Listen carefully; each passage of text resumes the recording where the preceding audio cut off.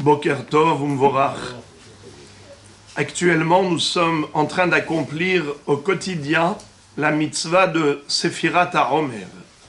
Cette mitzvah, initialement, était une mitzvah de Oraïta. Ça veut dire une obligation d'ordre toraïque. Puisqu'il est écrit dans la Torah Parashat Emor, Usfartem lachem imachorat ha-shabbat, miyom aviachem et omer atenufa, sheva shabbatot emimot yena, ad mimachorat ha-shabbat ha-shevi'it isperu hamishim yom, veikravtem mincha hadasha l'Hashem. Ce qui veut dire que vous avez le devoir de compter au jour le jour pendant 50 jours, depuis le deuxième jour de Pessah jusqu'à la veille de Hag HaShavuot. 7 semaines, donc on compte les jours et on compte les semaines. Mais de nos jours, la question est de savoir est-ce que cette mitzvah est encore en vigueur minatora. C'est une mahloket. Certains disent que cette mitzvah, elle était minatora à l'époque du Beth Amikdash, puisque la Torah a fait dépendre le compte du Homer du sacrifice du Homer. Donc s'il y a le Homer en tant que sacrifice, alors il y a le devoir de compter les 49 jours. Mais si on n'a pas de Beth Amikdash, malheureusement, encore, donc il n'y a pas de sacrifice du Homer le lendemain de Pessah, c'est-à-dire le deuxième jour de Pessah, eh bien il n'y a pas de compte de Homer Minatora. Pourquoi donc on compte? C'est que Zecher la Mikdash, en souvenir du compte qui était à l'époque d'une obligation toraïque, à l'époque du Beth Amikdash. Hachamim ont voulu pérenniser cette mitzvah, et ils ont institué l'application de cette mitzvah même après la destruction du temple. Certains disent que non, qu'il n'y a pas de rapport entre le sacrifice du Homer et le compte du Homer. Même si la Torah a dit vous allez compter à partir du Homer, mais c'est juste une référence, un repère pour savoir à partir de quand il faut compter, c'est-à-dire le jour qui était initialement le jour du sacrifice du Homer. Mais il n'y a aucune dépendance entre ces deux mitzvot. Chaque mitzvah est une mitzvah à part. Même si on n'a pas le Beth Amikdash et qu'il n'y a pas le sacrifice du Homer, il y a tout de même une obligation de la Torah de compter le Homer. C'est un très grand débat entre les Rishonim. La majorité des Rishonim pensent que c'est Midera Banan. Ça veut dire que comme on n'a pas le Beth Amikdash, il n'y a pas de mitzvah de compter le Homer Minatora, c'est que d'institution rabbinique. Qu'est-ce que ça change? Ça change en cas de safek. Lorsqu'on a un doute, par exemple, est-ce qu'on peut compter le Homer ben Hashem Hashot entre le coucher du soleil et la sortie des étoiles? Ce laps de temps s'appelle ben Hashem Hashot. En français, on dit entre chien et loup. Est-ce que à ce moment-là, j'ai le droit de compter le Homer, ou bien il faut attendre vraiment la tombée de la nuit, c'est-à-dire la sortie des étoiles? Le Shulchan Aruch écrit Ra'ui venachon lispor mitzet hakochavim. Il est préférable d'attendre la sortie des étoiles. Ne pas compter le Homer quand il fait encore jour, et même pas quand c'est safek s'il fait jour ou il fait nuit. Attendre vraiment qu'il fasse nuit. De là, les poskim, certains poskim sont médaïkim, le Rav Yosef déduit de là. Tu vois que il n'a pas dit clairement obligé d'attendre la sortie des étoiles. Il a dit qu'il est bon d'attendre. Sous-entendu que même si tu n'as pas attendu, ce n'est pas grave. Comment ce n'est pas grave? Mais c'est safek de oraïta, comme pour le schéma. Tu attends que ce soit vraiment la sortie des étoiles. Si c'est une mitzvah de la Torah, il faut être sûr du zman de la mitzvah. Et même le Mishnah Bura le dit.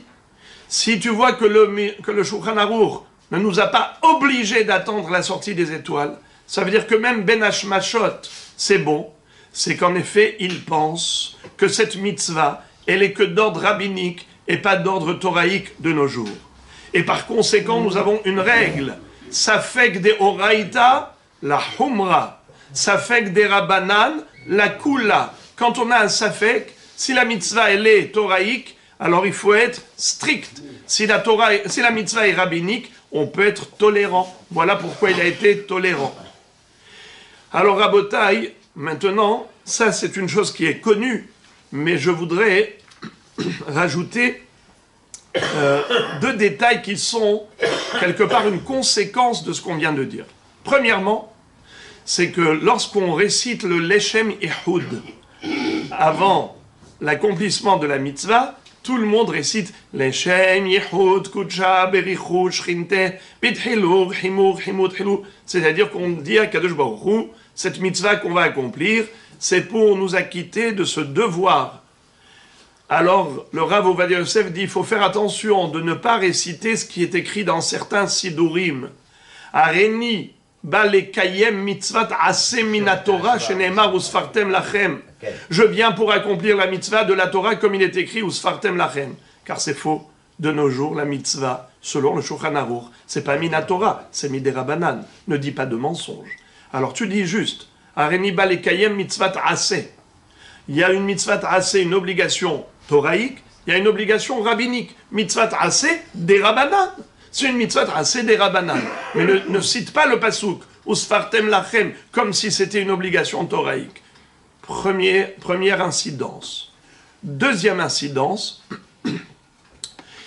vous savez que généralement, quand on entend quelqu'un réciter une bracha, on peut s'acquitter par audition.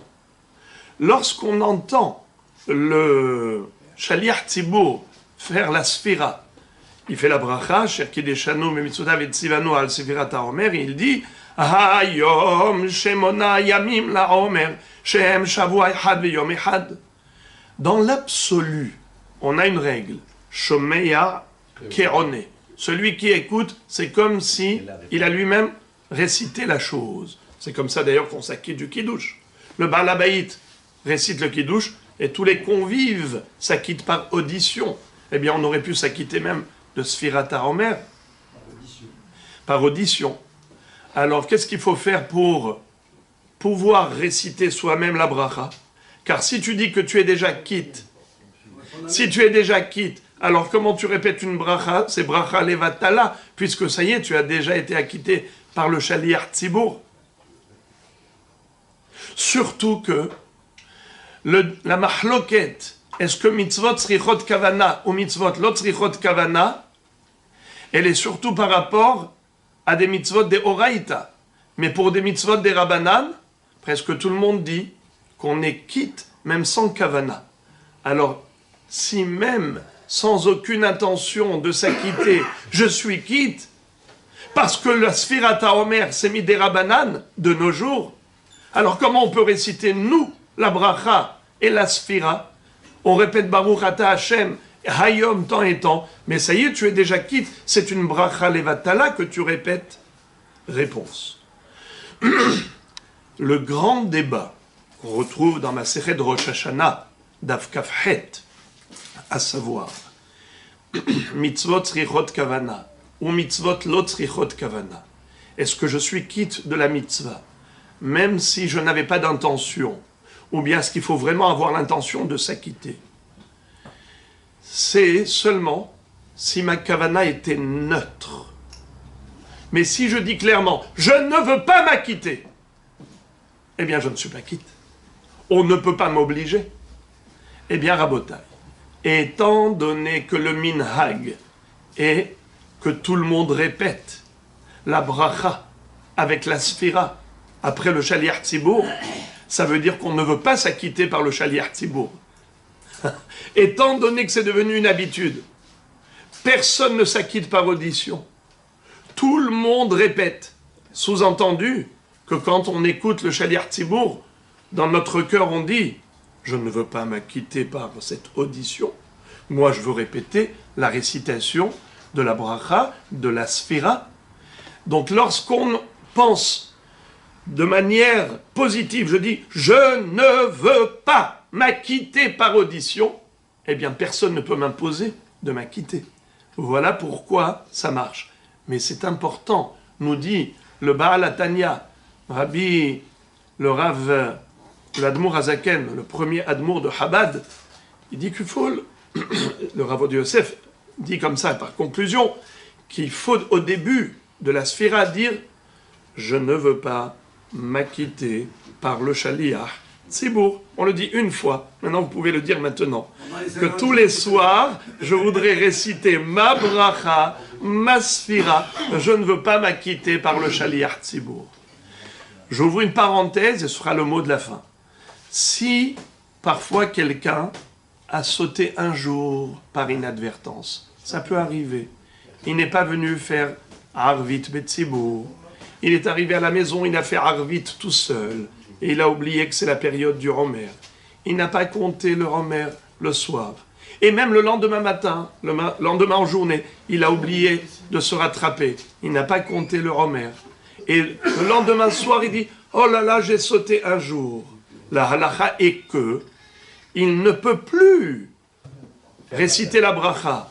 Il doit faire la sphira, mais sans bracha. Il doit compter le Romer, mais sans réciter la bénédiction au préalable. Baruch ata Hashem Elokeinu melech haolam, asher kideshanu b'mitzvotav tzivanu al sefirata Romer. Juste, Hayom, il fait la mitzvah, mais sans la bracha avant. Parce que il y a une mahloket. Est-ce que la mitzvah, elle continue ou pas? Comme c'est une mahloket entre le Bahag et le Tosfot, alors on fait la mitzvah, mais sans bracha. Là, tu peux aller chez le Shaliach Tzibour ou à ton copain. Tu dis, s'il te plaît, mon cher copain, tu peux, s'il te plaît, m'acquitter avec ta bracha, moi je t'écoute, récite à haute voix. Et lui dit Baruch Ata, et il a la kavana de t'acquitter. Ou tu vas voir le Shaliach Tzibour, tu lui dis, faites la bracha, acquittez-moi de la bracha, et moi ensuite je fais la sphira avec tout le monde. Hayom. Mais au moins, la bracha, je l'écoute de quelqu'un, et il n'y a pas de problème de bracha levatala, puisque ce n'est pas moi qui ai récité, c'est juste par audition. Voilà donc une petite réflexion par rapport à la mitzvah de Sfirat HaOmer, qu'Hachem nous aide et nous permette de vivre pas seulement le conte du Homer, mais le sacrifice du Homer dans le Beth Amikdash, bimhera biyameinu.